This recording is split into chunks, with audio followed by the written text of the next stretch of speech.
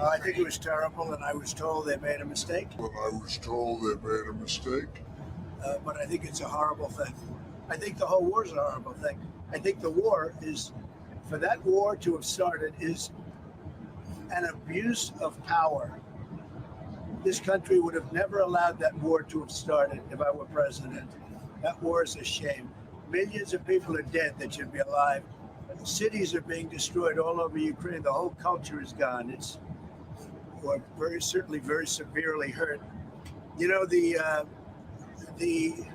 chapels, the churches, the spirals, all of the things that they had in Ukraine were among the most beautiful anywhere in the world. And most of them are knocked down and blown up into a million pieces. But most importantly, you have millions of people dead that shouldn't be dead. Think of it. Think of what a rigged election means. We would have had we wouldn't have had the war in Ukraine. We wouldn't have had the Russia-Ukraine situation. We wouldn't have had October 7th, Israel, the Middle East. We wouldn't have had inflation. We wouldn't have had the most embarrassing day or a period in the history of our country. That's Afghanistan, one of the most embarrassing moments in the history of our country, Afghanistan. All of these things wouldn't have taken place. Think of it. We wouldn't have had inflation.